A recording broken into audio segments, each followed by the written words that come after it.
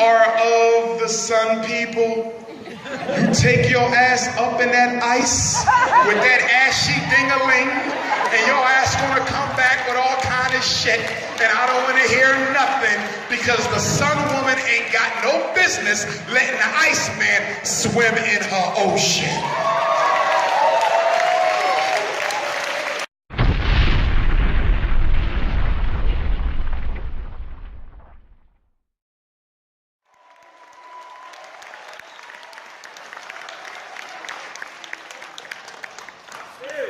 See, this is why I've never been on Oprah.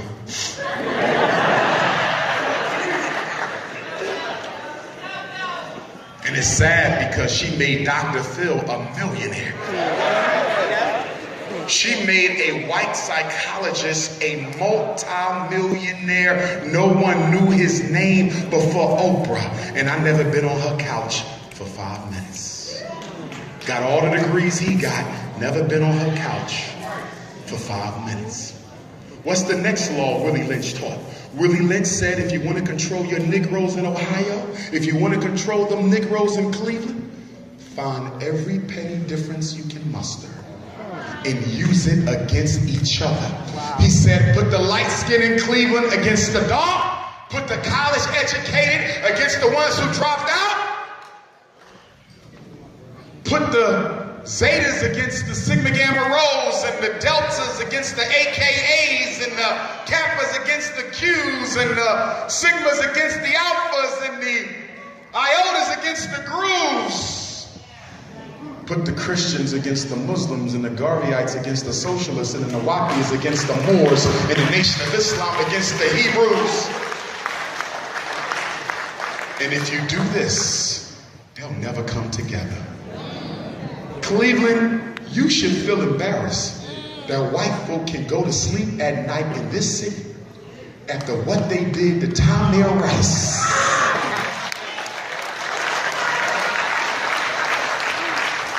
And not only Tamir Rice, but what they do to all of us on a regular basis. How can white America sleep so peacefully with 40 million disgruntled blacks amongst them?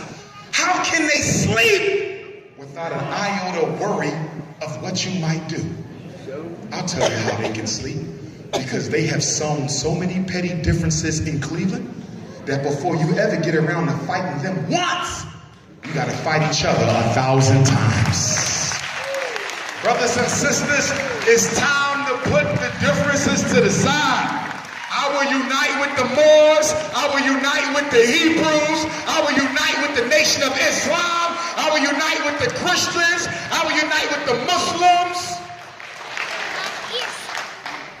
I will even unite with the vegetarians when y'all stop trying to tell me what the fuck I can eat. Yo, I gotta get security just for the vegetarians. They be at the airport waiting for me. Skinny as hell, weighing 75 pounds. Hey, doc, we gotta talk. No socks on and shit. Doc, come on. What's up? Listen, brother. We love you and all. You know, yeah, we know you're the prince and all that. But listen, brother, you're not eating right, brother. You got to eat right or you're a hypocrite. I don't care about that Garvey shit. Stop eating meat before I bust a cap in your ass. Yo, they be serious. I'm like, listen, I'm working. True story. This new year, I said I'm not eating no meat except seafood, fish.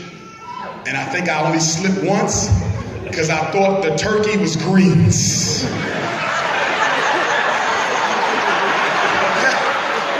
But I'm working on it. I'm doing good. So I think I only had meat once or twice this whole month. So I'm working on it. But I do want to say this. I'm not trying to be skinny as hell, though. The minute I start looking smoked out, I'm going to give me the biggest damn drumstick I could find. Because that skinny shit don't look right when you got a big-ass head like mine. Are y'all feeling me? I'm not trying to have no 100-pound body with a big-ass breastfed head. It don't work. It don't work. And black women, stop getting them tummy tucks. And that light bulb thing where they make your stomach small so you can never eat a lot. Because some of y'all sisters don't understand that it don't matter if you small, if it's unattractive. See, if you got a 50-gallon head and you only weigh 110 pounds, that shit ain't cute. It don't, your body gotta match your head size. Tired of seeing black women with this big ass head and a teeny body. You look disproportionate.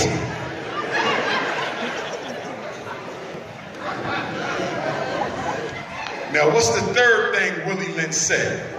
And then I'm prepared to round it out. Willie Lynch said, if you do this last thing, this will guarantee your control over all your Negroes. He said, line up all the slave women side by side. Get all the slave children, it doesn't matter how young they are, line them up side by side. Find the biggest, meanest, toughest alpha male in your stable. Bring that Negro out before all the wenches and all the Negro children. And beat that man down to within an inch of his life. Don't kill him, but beat him so bad that he will wish he was dead. He said, if the women try to turn away, make them watch. If the kids try to run, make them watch. After you beat them down and make them see it, pick that Negro up, tar and feather him, and then find 2 horses. Tie his leg to one horse facing this direction and the other leg to the other horse facing that direction. Beat both horses simultaneously until they run apart from one another and split that nigga's body in half. He said, if you do this, the natural love and respect that the black woman has for the black man, she will lose it. The natural disposition the black woman has to rely on her man for protection, she will become the protection herself. He said, women naturally look to their men to provide and protect, but after they see what you do to their provider and they protector in front of their face, they will no longer respect him, but look at the black man with contempt.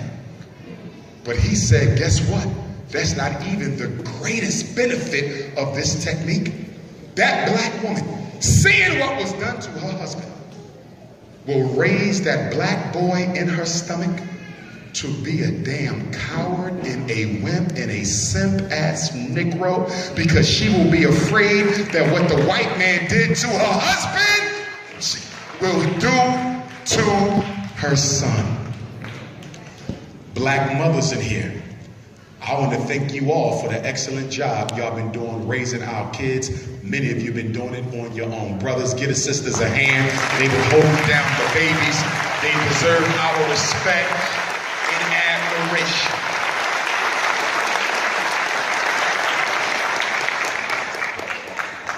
However, sister, there's 1 or 2 of you in here who are doing exactly what Willie Lynch designed for your ass to do. Raise your son to be a simp-ass, no responsibility having, no accountability having, spoiled-ass Negro male child. Black woman, stop spoiling your son. You're not benefiting that boy. All you're doing is making somebody else's daughter bed harder to lay in. In other words, too many black women are raising their sons to be the exact type of man you yourself would never want to date.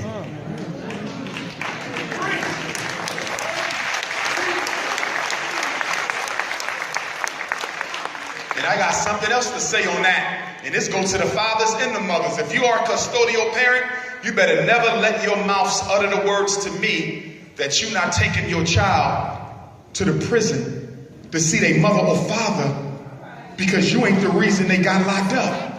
I don't give a damn if you're the reason or not. You the reason that child is here, ain't you? So take them to that prison. A father in jail is still a father. A mother in jail is still a mother. And who the hell are you to excommunicate a child? from his biological parent. I got an email last week.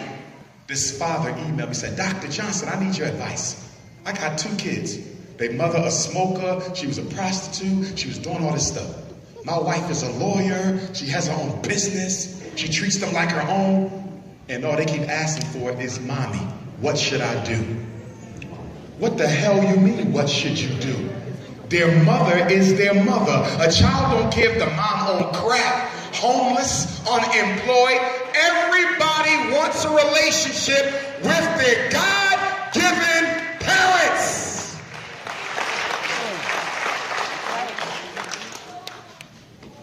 But some of you brothers think if you find a good enough woman, your children will forget about their mom. It'll never happen. Right. Some of you mothers think that if you find a good enough surrogate dad, that the kids will stop looking for their own. Are you crazy? This ain't about money. It ain't about education. It's about knowing my own DNA connection. And on that note, we all are responsible for the violence that we're seeing in our neighborhood. Black children are the last to be adopted in this country. Most of us don't even want to be foster parents, more or less adopted parents. Do you remember 40 years ago, 30 years ago when we was growing up? If the next door neighbor's children were home alone and that mom was out doing what she was doing or the dad got locked up, did we call the caseworker? Did we call the cops? What did grandma do? She would go next door, tell them kids to get their books, get your school clothes, come on over, you staying with us. And sometimes the real parents didn't turn up for another month. Sometimes they didn't turn up for another 3 months. Sometimes they never turned up at all. Did we ever turn them into the damn city? Hell no. Grandma took care of them kids. Grandma could barely take care of the kids she got, but we believed that all the kids were ours. We never told the school. Y'all remember that? Some of y'all was raised like that. By a next door neighbor who cared enough about me to not give me to the white man. They raised you, they fed you, they treated you like one of their own. And sometimes the school never even knew that mommy and daddy was out of their life because we didn't believe telling our business to the damn system. What happened to that, Cleveland? Why we don't look out for other people's children no more? Cleveland. Come on. Marcus Garvey said, His Excellency Marcus Messiah Garvey said, the leader of the largest black organization in modern history, said that if the black man and woman are not careful, you will drink in all the poison of Western civilization and you will die from the effects of it. They come into our homes and take our kids, and then they give our kids to homosexual white folks to raise. Did you know that in Chicago, they have a new sex education curriculum for middle school where they teach the 5th through 8th graders, among other things, how to use anal condoms. This is going on right now in Chicago. Now, y'all oohing and eyeing, you might find out they're doing it right here in Cleveland. In Atlanta, they just opened up an all LGBTQ school for gay black kids. They just came out with a homosexual Bible. New York has an all LBGTQ school right now. Listen to me, because we might have some LBGTQ here tonight. I want you brothers and sisters to know that I do not hate you.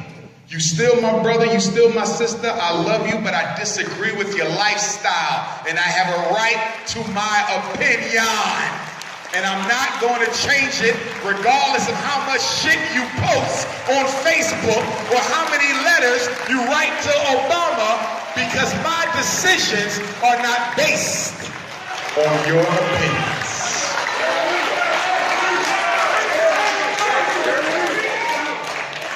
I'm going to tell y'all where all this shit come from.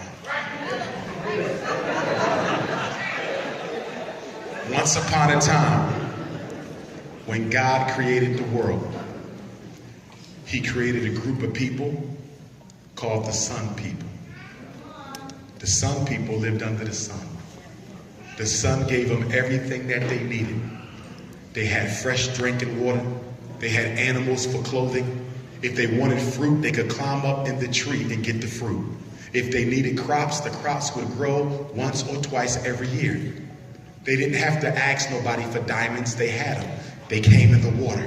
Silver, coltan, oil, gas, whatever the Sun People needed, the sun gave it to them. And because the sun blessed the Sun People with abundance, the Sun People were not a people who stole from others. They were not a people who manipulated others. They were not a people who took more than their share. They were a free-giving people who believed in taking care of everybody. In fact, in the land of the sun, there was no such thing as a front door on your house, because you didn't need one, because nobody went where they were not invited. These were the Sun People. They were happy. They created a literal paradise on earth. They lived in harmony with nature, harmony with the water, harmony with the hurricane, harmony with the tornado. When the food ran out, the Sun People didn't get upset. They said, you know what? Just wait. The sun will give us what we need again. And they respected the sun so much that people thought that they worshiped the sun. They never worshiped the sun. They worshiped the God who created the sun. But see, God created another group of people called the Ice People. Ice people didn't live under no sun, brothers and sisters. They lived under the ice. It was cold. They couldn't find no food because nothing could grow. No fruit, no vegetable. It was too cold for anything to sprout. So whenever they got hungry, they had to eat the mice and the worms and the maggots off the floor. They had to try to melt the ice so they could drink that dirty rainwater. When they got too hungry and there was no mice or maggots around, they would just kill each other and eat human flesh and drink the blood out of their own family skulls. And because the sun never blessed the ice people, they hated the damn sun. They hated nature. They do not believe in living in harmony with shit. And guess what? Because they never had enough of what they needed, they would steal, they would manipulate, they would connive, they would strategize, they were deceptive, they were dishonest, because this was the only way that they could survive. And then one day, the Sun People, one day, the Ice People ventured out of the caves of Europe and came down into the sunny land of Africa. And they walked in and looked around and said to each other, do you see this shit? They got food on the damn tree, diamonds all over their body, gold everywhere you can look. The animals don't mess with them or none of that shit. And they went to the Sun People, and the Sun People said, guess what, Ice People? It's not our fault that the sun cursed you. But we're going to teach you how to be people again. So the Queen Mothers came out. You know how y'all sisters do. The Sun Women came out with some of that African black soap and said, bring them little dirty ass white kids and start washing their ass. Here, you got to wash your ass, little boy, here.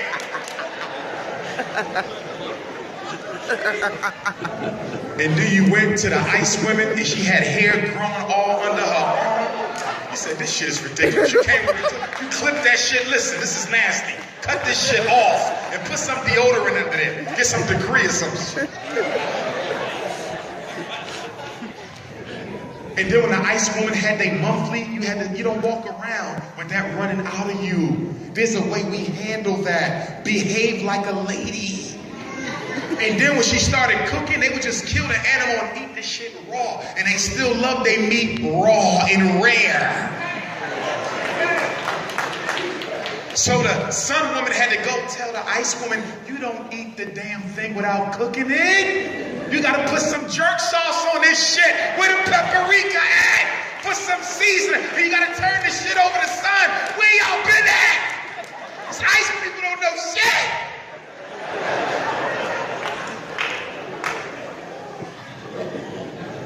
And then after you got them to wash their body with the African black soap, they was all ashy.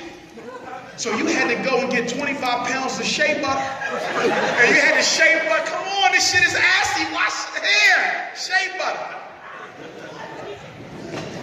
But guess what? The more you helped the ice people, the more they hated your ass.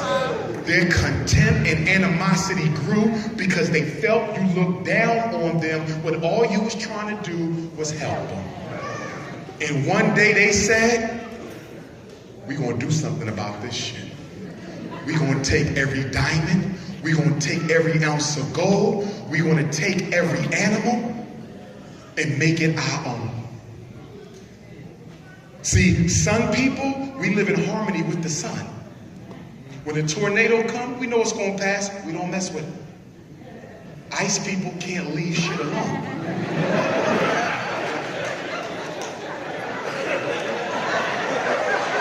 When a tornado comes, they want to see if they can fly in that shit. Right? Sun people, we respect our animals. We were the first to domesticate the animals, right? We was the first to bring kittens in the house and all that. We live in home, not ice people. They will take the cat and say, I think I could turn the cat into a dog and start cloning shit. They don't know how to leave nothing alone. Sun people, we see a long snake coming down the street. We don't mess with it. That's the snake. Handle your business. I'm out of here. Not ice people. They will say, I'm going to see if I could crawl in his mouth.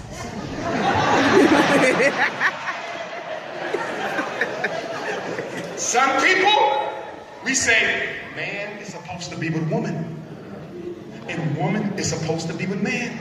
Because that's the way the sun set it up. Not the ice people. They say, man is supposed to be with man. And woman's supposed to be with woman. And then they also said, man supposed to be with boy.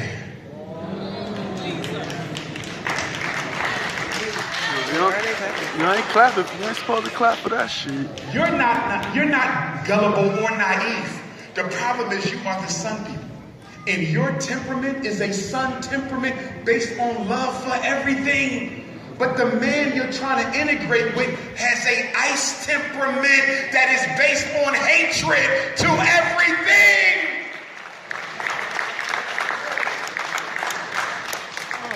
So the ancestors sent me to Cleveland to tell you, sun people, you better leave the ice people the hell alone.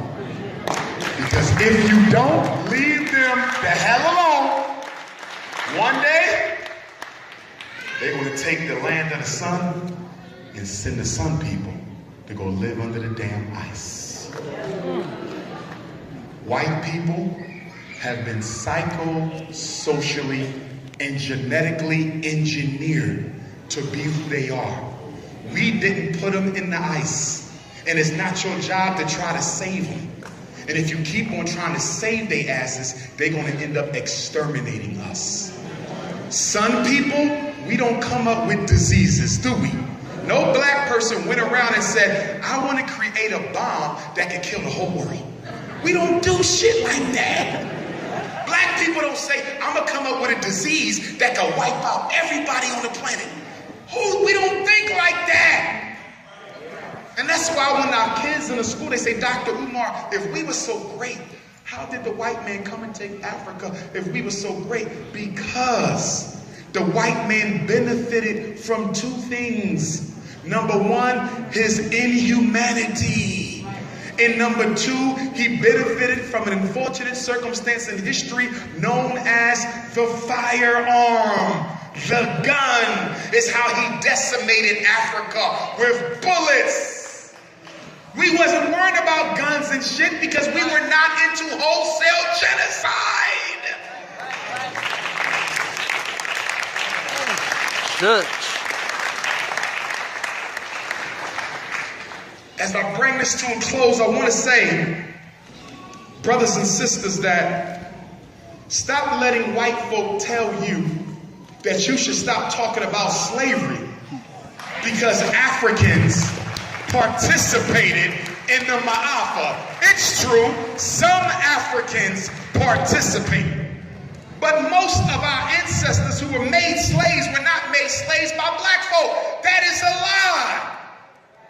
Yet and still, although there was black complicity in slavery, are you not aware that it was Jewish complicity in the Jewish Holocaust? Are you not aware that Adolf Hitler was financed by Jewish bankers in New York City, Wall Street? So if you're going to tell me I can't talk about slavery because blacks participated, then I don't want to see another goddamn movie about the Jewish Holocaust because your people participated in your slavery as well.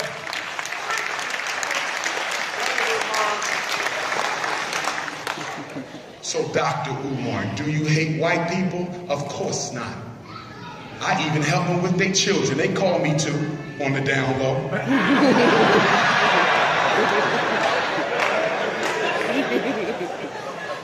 And I'll help them as long as I'm not taking away from mine. But I need some of y'all blacks in Cleveland to understand, because y'all get it wrong. Y'all think racism is about emotions. I have white friends. No, you don't. You think you have a white friend. Listen. Racism ain't got nothing to do with hatred. Yes, there's white folks who hate blacks, but there's a lot of white folks who don't hate blacks, but they still racist. Why?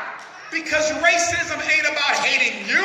Racism is about manipulating and deceiving and conniving to make sure people who look like me stay in charge. So what are you saying, Dr. Umar? I'm saying that you can have white friends who you grew up with. But guess what? There might come an opportunity for your white friend to tell you about a job offer that makes you her boss. And instead of telling you that there was a supervisory position that she was qualified for and she wasn't, she went and told a white person she didn't even know. And the white person she didn't even know got the job over her best black friend who she grew up with since she was in kindergarten. How do you explain this, Dr. Umar? It's real simple. Your relationship with your white friend was personal. Keeping white people in charge of niggas is business. Preach. That's the problem with y'all in Ohio. You don't know how to separate business from personal. White people can laugh with you. They can go to the bar with you, go eat with you, go on vacation with you, sleep with you. And that won't make a bit of difference when it comes to who's going to be in control at the end of the day. And you black men dating white women, your trifling ass should be ashamed of yourself for going outside of your place, disrespecting black women like that. Who the hell you think you is? Running around with these white women. That's a damn disgrace. Church. So you better realize that I'm a principal and an educator. So I got third graders who will come to me and say, Dr. Johnson, what's wrong with me? What do you mean, princess?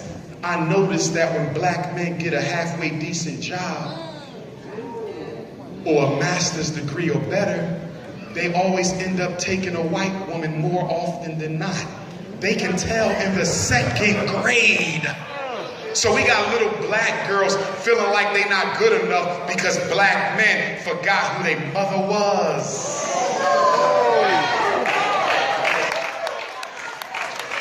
I'm disrespecting the white female. She should not have to worry about ever being disrespected by me or you.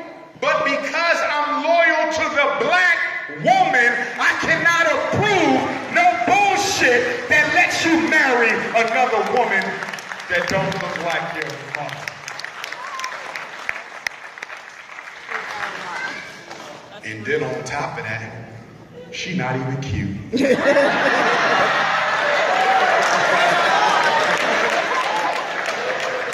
Where the hell you got her from?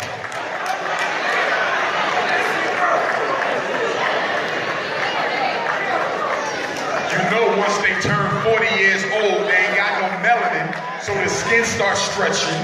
They get like 3 chins and shit under their neck. They got a wipe under each chin.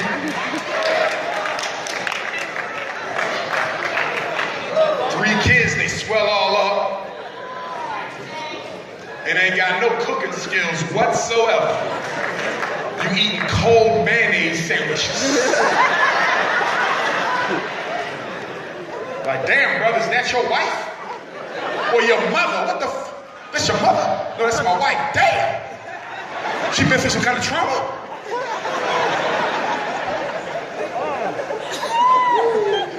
You know that saying where they say, 30 is the new 40? That came from black women. Because y'all hold so well that they said 30 is the new 40. 30 is the new.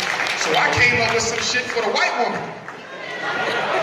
And I said 40 is the new 100, which y'all all looking at.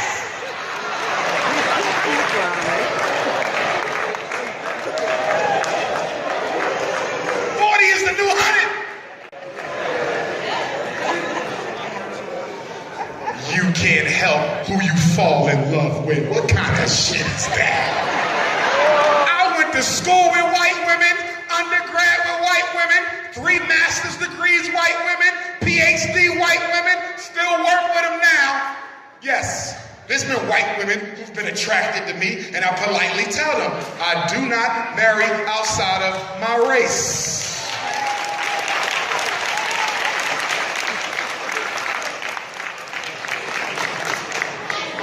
And they don't understand it because you Negroes be thirsting over them women.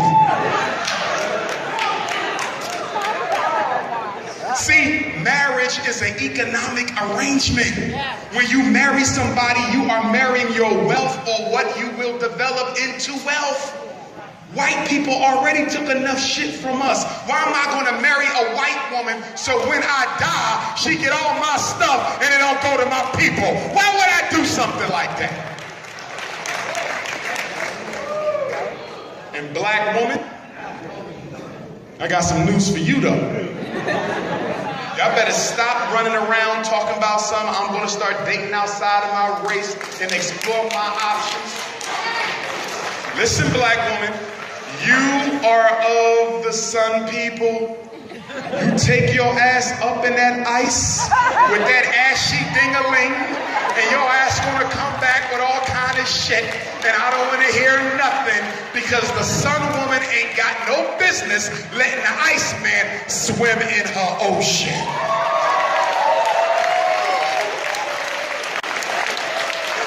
Shut!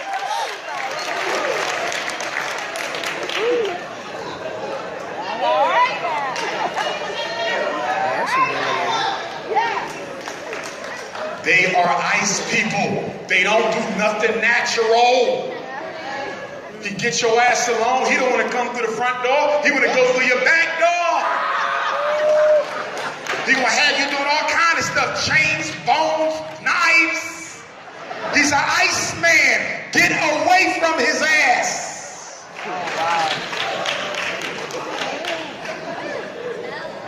Black woman talking about I'm in love with a white man. He ain't doing nothing but using you. I've had white men tell me that when they grow up, they're taught to have sex with black women because since you're the mother of civilization, they believe that there is no greater sex you can have than with a black woman. And they will lie and manipulate you and do all they can to climb up into your heaven. And what the hell is a goddess doing? Letting the devil swim in her heaven.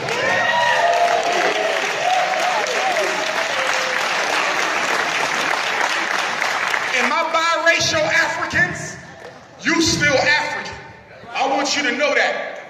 You got a black mom, white dad, white mom. You still us because you ain't responsible for how you got here. You belong to us, but I need you to act like it, damn it. Because some of you biracials want to play that shit game with us where you want to act black at the Umar Johnson lecture, but when I catch your ass in the suburbs with your Jewish grandparents, you act like you don't see me in a damn supermarket, you fake ass cracker. If you black, then act black and stop being afraid to be what the hell God made your ass. Tired of that biracial shit. Act like you don't see me. Your ass saw me. That Obama shit.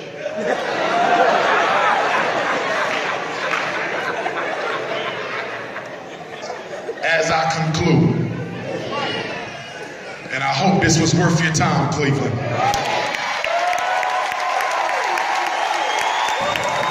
I'm gonna tell y'all something about Gory Island, Senegal. That slave dungeon, there's some power in there. I went there 10 years ago as a 30-year-old minister of education for Marcus Garvey's Universal Negro Improvement Association. I was raised a Sunni Orthodox Muslim. I know nothing about no ancestral veneration, but I heard about it.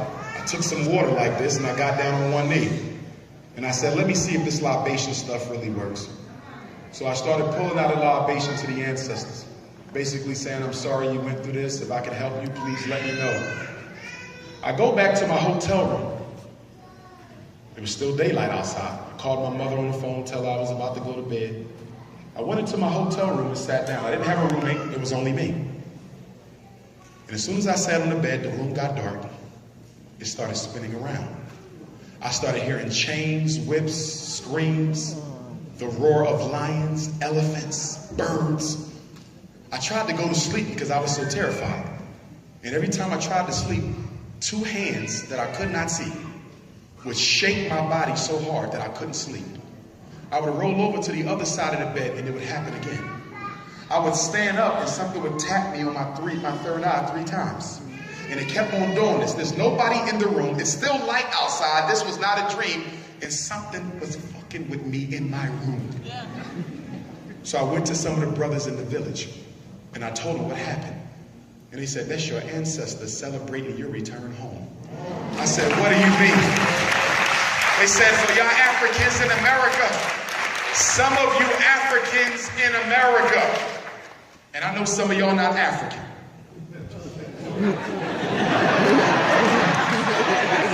But I'm willing to bet that if you go with me to Ghana, I will find somebody who looks just like your non-African ass, okay? But they told me that when Africans come back home, our ancestors are so happy we return that sometimes they jump you, not to scare you, but out of celebration that you're reconnected. So I get back home to Philadelphia, right? I went to West Philadelphia. There's a brother selling some old slave chains. I'm a historian. I went and I bought the slave chains. I got back home. I said, I'm gonna take these slave chains upstairs. I'm gonna put them under my TV stand. That's gonna be my altar for these chains. So after I sat down, I put the chains under the TV and I sat back up. And guess what happened a few days after I got back from Gory Island? The same 3 taps that hit me in my hotel room on my third eye tapped me with the same strength in the same manner when I put them chains under that TV. Do you know what that meant? That meant that what happened in Senegal was not a damn dream. And we came back with you over the ocean because you got work to do.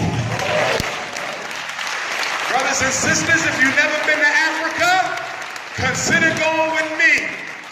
We're going to Senegal and Ghana. The last week of July, first week of August. It is always the same. Last week of July, first week of August, the trip will be approximately $4,500. Everything is included except your spending money and half of your meals. In Senegal, we're going to go to Gory Island. Some of y'all might get jumped out there. In fact, sister, you wear a perm, they might shade the shit off in the dungeon. I'm picking with you. We're going to go to Pink Lake. We're going to go to the National Museum in Senegal. You're going to get a chance to get some Senegalese clothing made because the Senegalese African clothing is a little bit different. I'm wearing a dashiki I got made in Ghana, custom made. Guess how much it cost me? $20 US. I came back with 30 last year. In fact, I think I'll go to Ghana just for the dashikis. But anyway, after we do Senegal, we're going to take you to the Elmina Slave Dungeon, Cape Coast Castle Slave Dungeon in Ghana. You're going to participate in the Emancipation Day ceremony, where we celebrate the end of slavery in Ghana. We march from the middle of the city square all the way up to the slave dungeon at night, in the dark. And when we get to the slave dungeon, we go down in one of the dungeons, and one of the priests and the chiefs of the village, they do a libation to all the ancestors who passed through there. And then we go upstairs into the main courtyard of the dungeon. And then there's a celebration of dance and music and poetry. And I just sit on the edge and watch the water as it smacks up against the dungeon wall. Some of the most violent water in the world is the water outside of the dungeons, because the spirits of your ancestors are still there. We're going to take you to where Yah Asante Wa was imprisoned. You're going to go to the Prempeh Museum. You're going to get an African spiritual reading for those of you who want to get interested in African spirituality. Sisters, you can get your hair braided the African way. We also have a cookout on an island in Ghana with some elders from Washington, D.C., who moved back to Ghana permanently. They have an island, and we do a cookout every year with music and food, and we just watch the water and the animals run around. I'm telling you, brothers and sisters, if you ain't been, go with me. You will love it. I don't make any money off the Ghana trip. I don't do it for money. The travel agent does. That's her business.